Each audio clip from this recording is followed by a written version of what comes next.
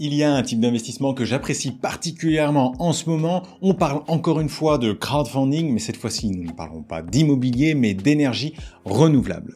En effet, dans un moment où l'immobilier souffre, où la transition énergétique se fait de plus en plus pressante et en plus dans un environnement de taux élevé, il me semble que c'est le moment idéal pour vous intéresser à ce type d'investissement. Et après vous avoir parlé d'Enerfip il y a quelques semaines, je voulais vous parler du deuxième acteur du marché avec Landosphère. Avant de commencer, je tiens à signaler que Landosphère est un partenaire d'Investissement Facile, mais que cette vidéo n'est pas sponsorisée. Grâce au partenariat entre Investissement Facile et Landosphère, vous pouvez obtenir un bonus de 30 € pour 100 € investis avec le code partenaire IF1. Avant d'en découvrir plus sur Landosphère, je vous rappelle que pour soutenir Investissement Facile, il y a des gestes très simples, comme le fait de liker la vidéo ou encore de vous abonner à la chaîne. On va commencer par faire un point sur le crowdfunding en énergie renouvelable.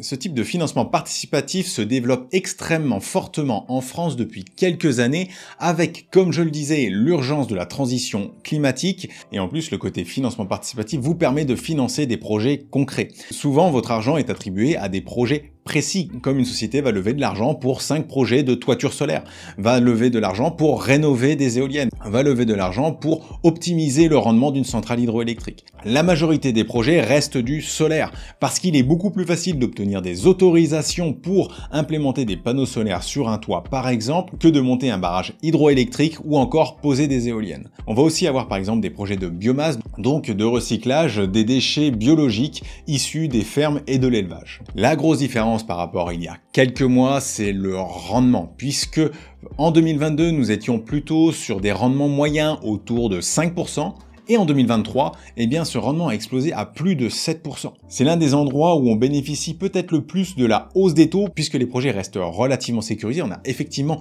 besoin de verdir notre économie. Et en plus, on a souvent des projets en France qui ont des contrats de rachat d'électricité avec EDF pour des périodes de 10 à 20 ans, ce qui sécurise plus ou moins le chiffre d'affaires pendant cette période. Il y a d'autres facteurs qui font que le risque est aussi moins important qu'en crowdfunding immobilier. Premièrement, on est beaucoup moins relié au secteur de l'immobilier en lui-même qui actuellement subit une crise à cause de la hausse des taux justement. On a aussi le fait qu'il y a un élément indirect au fait de verdir nos économies. Les banques ont besoin de financer plus de projets verts et donc ces projets sont plus faciles à financer. Concentrons-nous maintenant sur Landosphère. Landosphère est la seconde plateforme à avoir levé le plus de fonds dans les énergies renouvelables en France. Elle a levé plus de 250 millions d'euros à l'heure actuelle. L'un des avantages de la plateforme, c'est d'être particulièrement accessible comme la plupart de ses consoeurs. En effet, vous pouvez investir dès 50 € sur certains projets et plus souvent dès 100 €, ce qui la rend accessible au plus grand nombre. On va avoir une typologie de projet qui va être plus longue qu'en crowdfunding immobilier, avec des projets de 1 an à 6 ans, Landosphère n'échappe pas à un autre phénomène qui sont les collectes locales. Alors ces collectes locales sont à la fois un point fort et un point faible. Il y a même plusieurs points forts parce qu'elles permettent aux sociétés qui financent via des collectes locales d'avoir un bonus sur le prix de rachat de l'électricité et donc avoir un chiffre d'affaires qui sera nécessairement un peu plus élevé. En plus de ça, ces collectes financent souvent des entreprises qui se passeraient du crowdfunding. Ainsi, on se retrouve parfois à avoir des rendements entre 6% et 7% et demi pour financer des boîtes comme EDF, Total ou Engie. Autant dire que la sécurité financière autour de ces deals est souvent très importante. Ça reste un point faible puisqu'il y a une inéquité entre les personnes qui habitent comme moi à la montagne et des personnes qui sont dans le sud qui auront, elles, beaucoup plus de projets. Avant de passer sur les points forts et les points faibles, on va parler de certaines fonctionnalités intéressantes de Landosphère. Vous pouvez par exemple réserver l'enveloppe que vous souhaitez sur un projet en attendant que votre virement arrive et on va aussi avoir par exemple du PEA-PME. Attention, il est beaucoup plus limité que sur les autres plateformes et il faut forcément contacter le support pour y avoir le droit et souvent la limite est autour de 5 000 €. Ce qui fait que c'est finalement assez inaccessible à la plupart des personnes. Et enfin, un point extrêmement intéressant, la plateforme Landosphère ne connaît actuellement aucun retard ni défaut. Alors, cette situation est tout à fait exceptionnelle et je pense qu'elle n'est pas amenée à durer. Il y a des risques sur ces projets-là, il faut en avoir conscience. Prenons ça comme une bonne nouvelle sur la qualité de la gestion de Landosphère. Attendez-vous dans le futur à avoir quelques pourcents de retard éventuellement, puisque cela est tout à fait normal sur ce type d'investissement. Passons en vue rapidement les points forts et les points faibles de la plateforme. Parmi les points forts, on va retrouver son accessibilité, puisque vous pouvez investir des 50 ou 100 € selon les projets. Vous pouvez investir également régulièrement sur des collectes nationales final, on en a 3 à 4 par mois et en plus celles-ci sont généralement pas souscrites dans la journée. On a une expérience utilisateur qui est simple mais efficace. Le site est relativement bien fait, il est facile de trouver les informations. Et enfin, on trouve un portefeuille de projets qui est relativement varié, que ce soit sur sa typologie, sur les entreprises financées, etc. Tout n'est pas rose pour autant et il y a des points faibles sur cette plateforme-là. On va par exemple avoir le fait que certains projets sont assez longs, ce qui va bloquer notre argent puisque le crowdfunding est un investissement illiquide, c'est-à-dire qu'il sera difficile de revendre les titres que vous possédez. Comme je le signalais, les collectes prennent parfois un peu de temps à se compléter, donc elles sont parfois même assez longues. J'ai déjà vu des collectes durer 1 mois et donc derrière, avec le délai d'émission, on évite avec de l'argent qui ne travaille pas pendant 1 à 2 mois. C'est un des points faibles récurrents des plateformes de crowdfunding en énergie renouvelable. D'autres points qui sont assez spécifiques des collectes en énergie renouvelable, on a assez peu de chiffres dans les descriptifs. Moi, j'aimerais bien savoir un petit peu quel est le rendement du projet, savoir quelle est la marge que l'on va avoir effectivement si le projet est vraiment ric-rac en termes de rendement parce que, par exemple, il y a un très gros investissement, eh bien, il faut faire attention à la dérive dans les coûts et ça peut être ce genre d'élément qui peut permettre de détecter des soucis en amont des projets. Si on est un peu tatillon, peut-être qu'il manque quelques indicateurs qui nous permettraient de mieux connaître l'impact de nos investissements sur la plateforme avec par exemple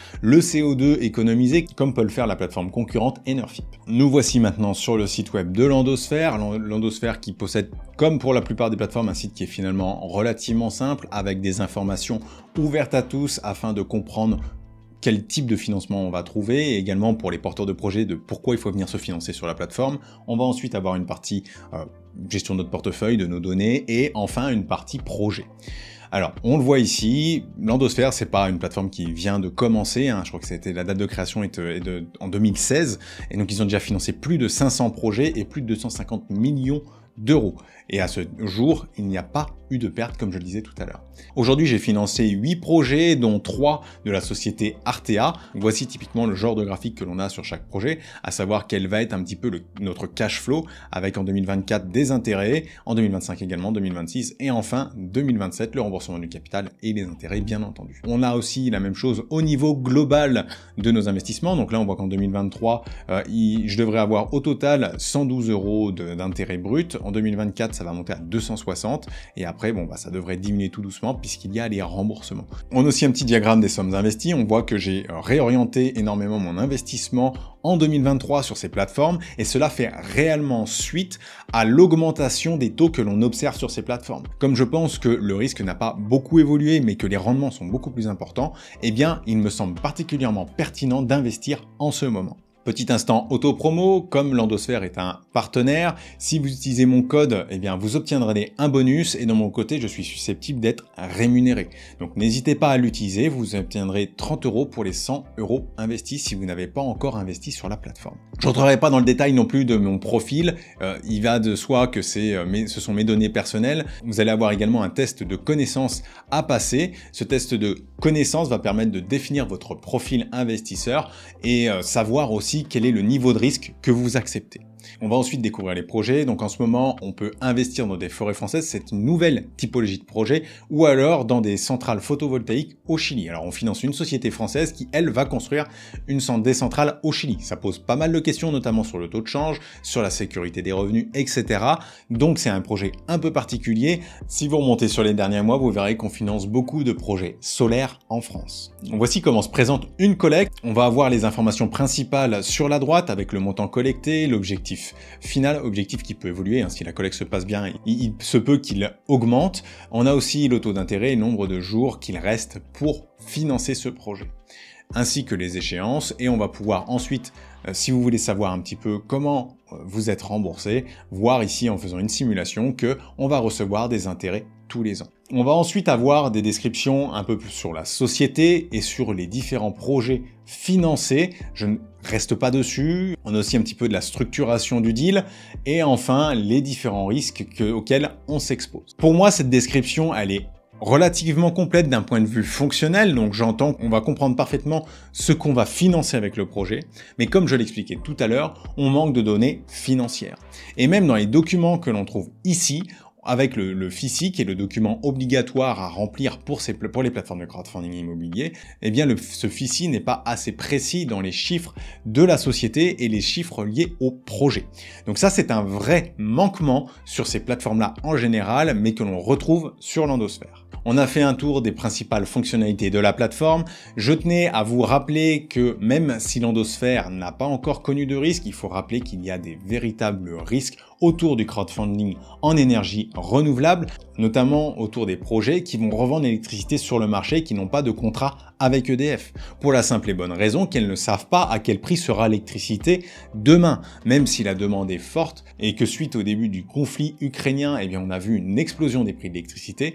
Entre-temps, les prix ont beaucoup rebaissé et on ne sait pas de quoi l'avenir est fait. Autre point important, l'investissement dans les énergies renouvelables demande beaucoup d'investissement, demande beaucoup d'argent. Donc ce sont des sociétés qui sont généralement assez endettées et comme ces sociétés sont relativement endettées, le coût de la dette, le poids de la dette peut être trop fort si les sociétés ne sont pas bien gérées. Et donc ça, c'est un véritable autre risque. Faites attention à bien diversifier les porteurs de projets auxquels vous empruntez, puisque l'on retrouve régulièrement les mêmes sociétés sur les plateformes. Bref, vous l'aurez compris, je suis tout à fait séduit par Landosphère. J'ai actuellement 3 600 € investis sur la plateforme et je compte monter autour des 5 000 € au gré des opportunités dans les prochains mois. N'hésitez pas à me donner votre avis en commentaire sur la plateforme, à vous abonner, à mettre un like, et je vous dis à la semaine prochaine pour une nouvelle vidéo.